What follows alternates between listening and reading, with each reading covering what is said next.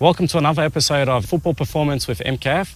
Today we have Ibrahim from the Banksia Tigers FC Premier League team. Welcome, pleasure to have you on board. Nice to meet you, Michael. So Ibrahim, tell us a little bit about your background in football, a little bit about this season, we'll go through all football stuff. Yeah, so basically I started playing football at the age of 11, so I was a bit of a late bloomer. Would kick the ball in the backyard, but it wasn't until I was 11 years of age when my dad decided he was going to put me into a football team, and I registered with Kogarah Waratahs.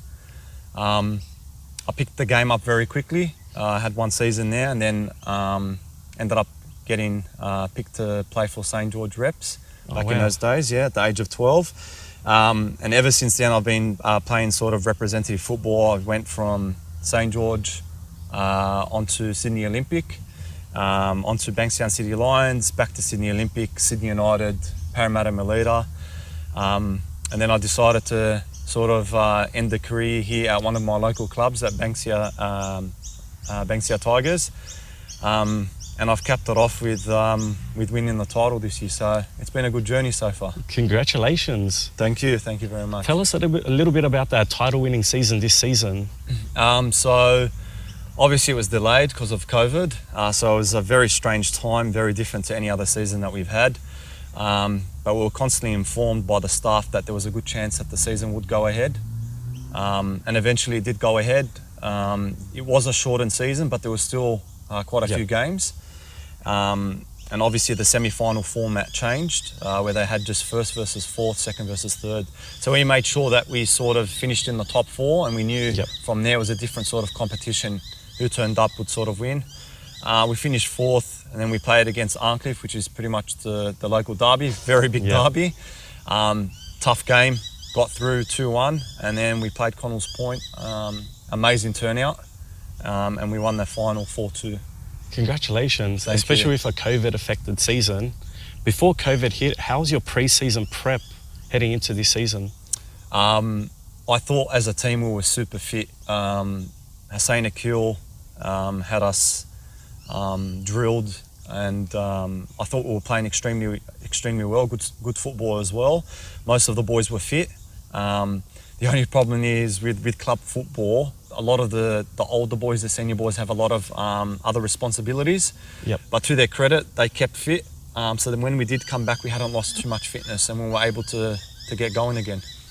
Perfect.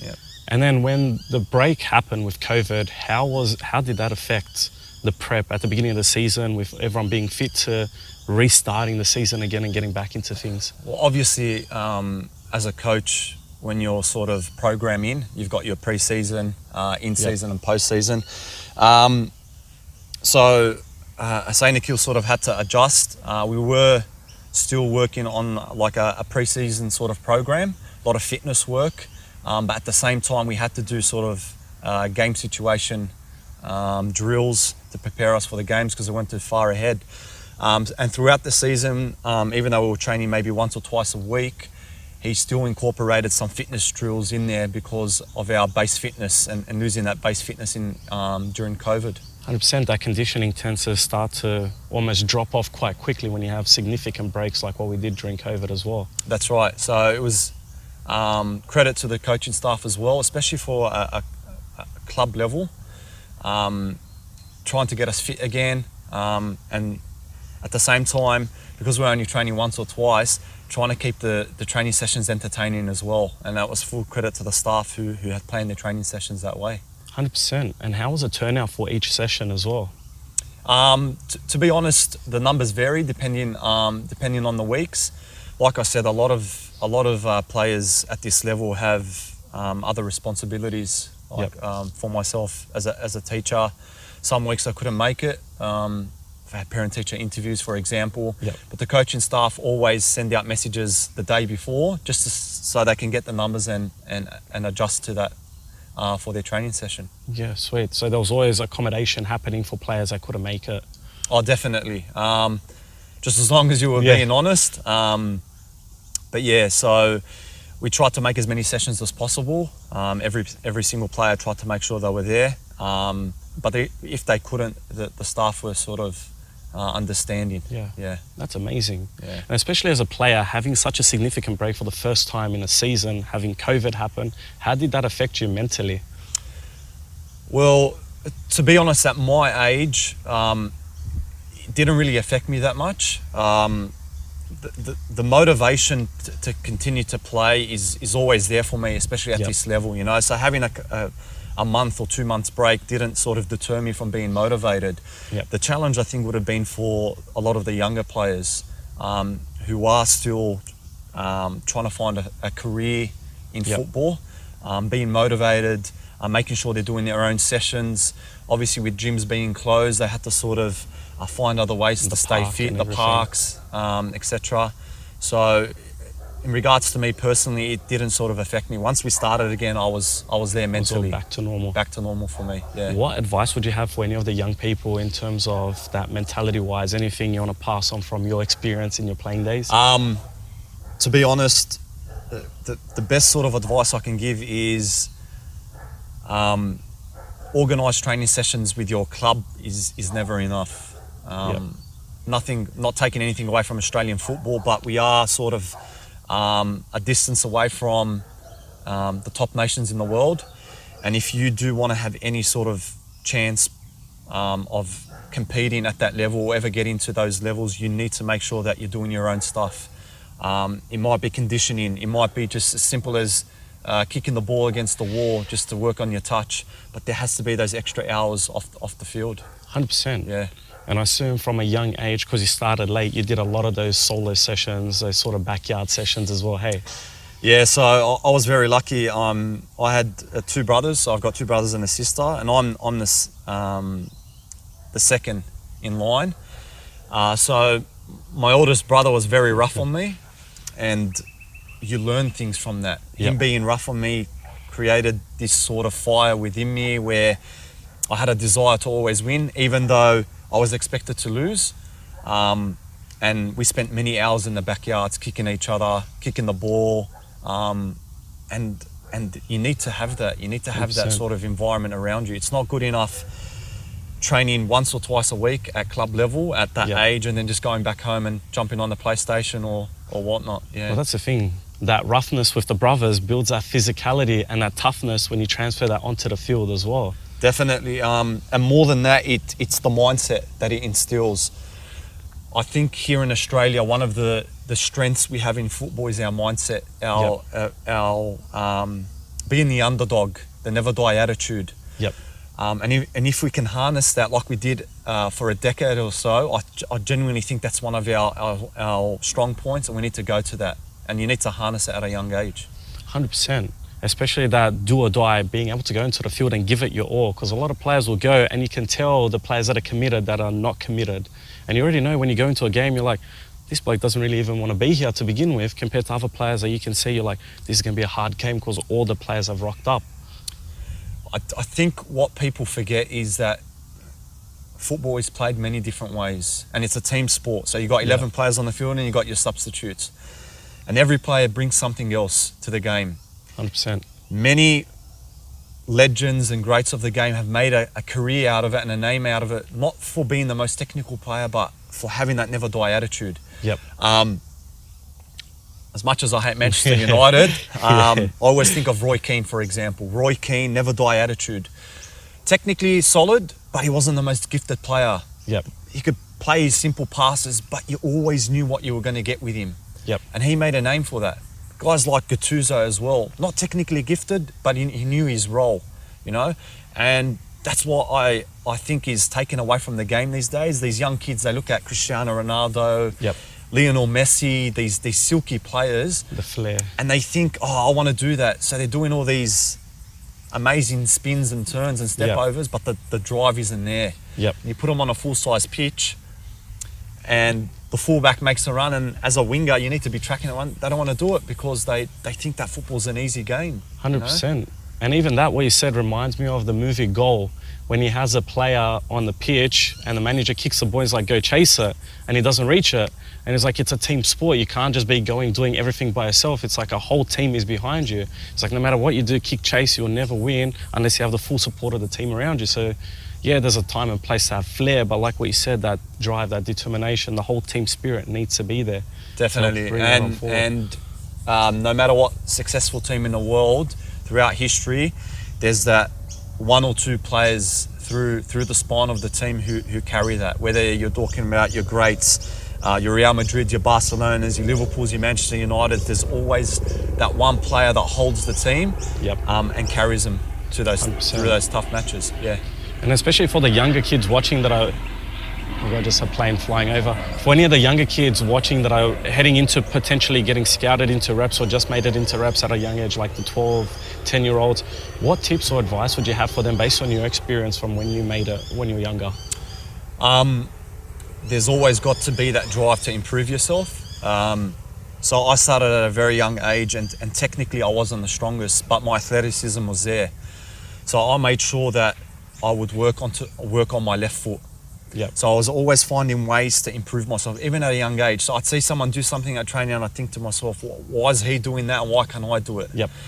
If you have that mentality where you always want to improve yourself, that's the best possible chance of creating a career out of it. Like Cristiano Ronaldo, I go back to him as well. The thing that I look at in regards to him is the work ethic he had. Yep. You hear about things in regards to when he was at Sporting Lisbon. His coaching staff had to stop him from going to the gym and putting weights on his ankles because he wanted to become more agile and increase his agility. You got to have that drive, you know, ways to improve yourself. And he did that throughout his career. He went from club to club and he found ways to sort of reinvent himself. 100%, and even at the top, he still continues pushing as well. It's not just he's reached the top and it's like, okay, I can just sit down, relax, I'm the best now. It's like, how can we take it to the next step? How can we take it to the next step? And that constantly pushing himself. Definitely, and that's a mindset, isn't it? So 100%. People need to obviously know that no matter what sport you're talking about, whether it's football, tennis, etc., there's the physicality side, but there's also the mental side as well, and the desire to improve and to win. And if you don't have that mentality at the high level, you're never going to sort of 100%. reach those perks that you can sort of reach. And I think it starts from a young age as well, because I know I learned a lot about this in sports psychology, but then when I think back from when I was younger, I was already implementing all the stuff that I learned now at uni. Back when I was like 10, 12 years old, all the positive self-talk, all the affirmations, all the vivid imagery, everything before the game to prep me to go onto the field. That doesn't take like a genius to sort of know that. That just takes the attitude and, like what you said, the correct mindset to be able to instill those correct habits, behaviors during when you're younger to maintain them all the way almost until you reach elite. And then after that, it's routine then. You don't forget about it. It's like brushing your teeth almost. That's right. It becomes natural. It becomes second nature. So I'm literally, at the moment, teaching my students about psychological strategies for elite athletes and to improve performance. And it's just jargon. It's all the stuff that people naturally do. For example, your goal setting, your mental rehearsal, your focus, your concentration. Elite players do that naturally. You're telling me, for example, Lionel Messi, before taking a free kick, he's not visualizing that ball going into the back of the net. He does that. That's mental rehearsal. A lot of these elite athletes, they do that. And the problem we have here in Australia is we've got so many distractions. Yep. You know, kids can go out partying. There's a social life here. There's so many other things that can carry them away from the phone, social media, etc. I'm not saying it's a bad thing, but there has to be that balance. And they're competing against kids who are so motivated in other parts of the world, who dream, who wake up in the morning dreaming of holding a World Cup for their country. And if you're comparing that to what we have in this country already, we're sort of on the back foot. Yep. Okay, and we've got a lot of catching up to do. So the psychology, the mental rehearsal, the visualization, that has to come at a very young age. And when it does, it improves your game drastically. 100%, and it's not just doing that rehearsal before the game. That is even in practice when you're setting up for a free kick. There's a lot of great players that will tell you, they imagine while they're at practice a stadium full of people around them. They imagine everything around them while they're at practice, doing those mental sets, we call them, or reps. Every single session, building it up. It's like a gym session. Every day you're doing those reps, doing those reps, doing those reps. And make sure when you get into the game, you've already done 1,000 reps. It's like doing a deadlift. You're already straight in there. Yeah, so I'm a diehard Liverpool fan, and there's this great interview with Steven Gerrard that I always sort of go back to. When he's practicing free kicks in the training ground, he imagines everything. He imagines the crowd. He imagines being at an away crowd, away stadium, the crowd booing him. He imagines the wall jumping up as he was kicking. He imagines the goalkeeper moving just as he approaches the kick. That's the details. And science proves that, the sports science says that the neurological pathway that your brain sends to your muscles, when you're using visualization, it creates it. That's so right. When you do come to actually perform on the stage, it's a lot easier. It's second nature to you. So they're finding so many different ways that players can sort of take their game to the next level with psychology. 100%. And that's one of the biggest things, especially talking about that neuroscience aspect. They found just people, for example, imagining they do a workout in the gym, imagining doing a bicep curl. They found people were increasing their strength gains by about 25%. Imagining. That's all the mental rehearsal. Just thinking about it, just doing those reps makes a very big difference. So a lot of people who are in the health industry know about reversibility. So obviously, just like the muscles, if you don't use them, you lose it. Same thing with your skill set. So what they're trying to do now, and what they're finding is, as sports scientists, is if a player has a long-term injury, they're using mental rehearsal and visualization, and it keeps that neurological pathway between the brain and the muscles there. So when they do return from injury, the skill set's still there. They haven't lost much in regards to skill set. Maybe physicality they have, but the skill set is still there. So they're finding all these ways to sort of improve footballers. And it's very basic. You can do it at home. 100%. You can do it at home. And that's all the motor control learning. They don't have to relearn new things like kicking a ball again. They just have to go, okay, how can we strengthen the legs now to make sure he can kick 50 meters instead, 100 meters instead of 20 meters, for example? Definitely. So the power of the brain's amazing. And the young kids in this country need to start using it.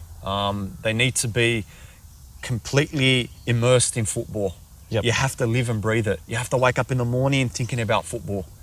And if you're not, you're already on the back foot, because you're competing against kids in other parts of the world who just live and breathe football. 100%. And I think I was reading something about Brazil in the favelas. Most of the kids play for like 8-10 hours a day. So compared to our kids that might play, say, 3 sessions in a week in a game, 4 hours max, they're already doing more in one day than the kids here are doing a whole week, for example. Definitely. And repetition and obviously instilling that drive to win, because you know how aggressive those games can be, especially on cement in the favelas. Their shooting technique as well, kicking the ball on cement, it changes their technique, and that's why a lot of South Americans get that dip in their shot. So 8 hours as compared to maybe 2-3 hours a week, 8 hours a day, you're already behind. And that's where I think there's a big gap between Australian football and football in South America and Europe. 100%. And then also talking about in terms of the Liverpool team, we noticed a lot of injuries coming out in the Liverpool team now with frequency of games and so forth. Have you had any injuries yourself in the past, and how have you managed with injuries in the past as well? To be honest, I've only had a few minor injuries throughout my career, but I had one very severe injury. I was 19 years of age, and I had just completed a season with Sydney FC in the inaugural season of the Youth League. So we won the league, but because the Youth League was played at a different time, as soon as we completed the league, we came back to the NPL 1 league, where I was playing with Banksia City Lions at the time. So I had no break. I played with Bankstown one season, onto Sydney FC youth team, back to Bankstown. And I didn't know that I was born with pars defects, which are stress fractures basically in my back. And it wasn't until the second week of the season with Bankstown, I felt this very sharp pain during one of my games. And I sort of tried to run it off, and it got worse and worse to the point where I couldn't take my boots off at the end of the game. So yeah, when I got it diagnosed, they found that I had stress fractures all along my spine, and they were caused by my pars defects and my inability to use my glutes. And I was out for 9 months because of that. It was a very serious injury. It's one that a lot of players don't come back from. And that changed my mindset in regards to strength training, preparation, rehab, prehab, etc. And it took my game to a different level. 100%. And what was some of the stuff that you did going into that rehab to get you back into it? Because like we said, a lot of people don't really come back from that injury and they sort of drop off. What did you do that sort of separated you to make sure you came back fitter, stronger? Obviously, it's a massive blow psychologically. So mentally, you have to be constantly motivating yourself, you know? And at a young age, it's easy to motivate yourself because you still have your whole career ahead of you. Physically, I was very lucky. I met a physio named Ephraim, who's probably the best in the business, one of the best physios in the country. And he got me into this bounce back program, which is basically Pilates, the very basics of Pilates. And I learned how to switch on my deep back muscles, my glutes, my core, and I strengthened my midsection. And not only did it sort of stop me from getting that injury again, it increased my strength, my power, because the power all comes from the glute muscle. So yeah, I spent many months working on my midsection, etc. And then 9 months later, I went for my first jog, and then it was more the on-field stuff that I worked on there. But yeah, Pilates was a big positive in my career.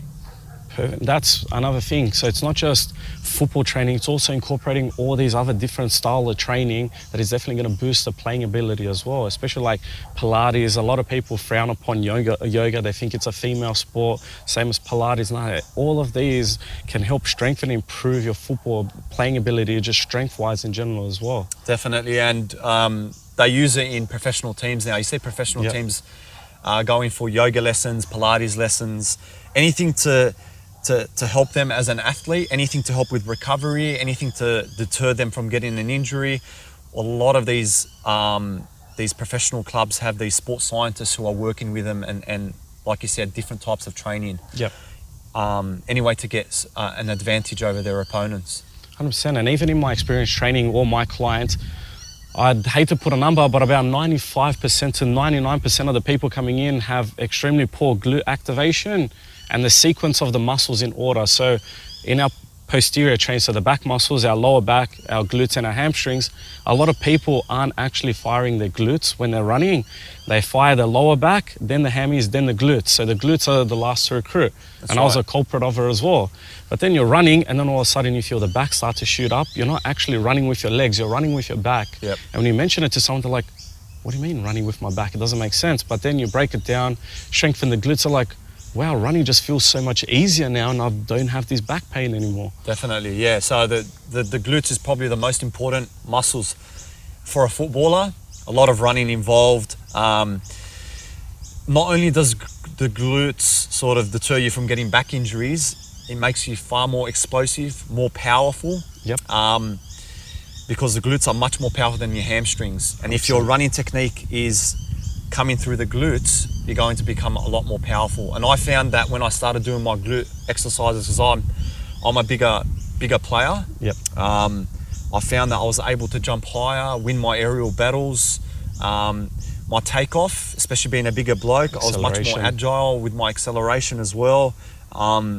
It's a muscle group that's ignored at a young age because of the stereotype young boy, young girl who want to sort of appear to look good, you know. And for football, you need your glutes, and it's the lower half is extremely important for a footballer.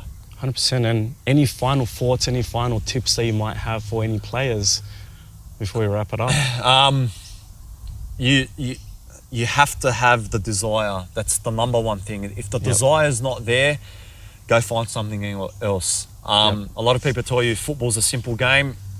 It's a simple game when you get to the top.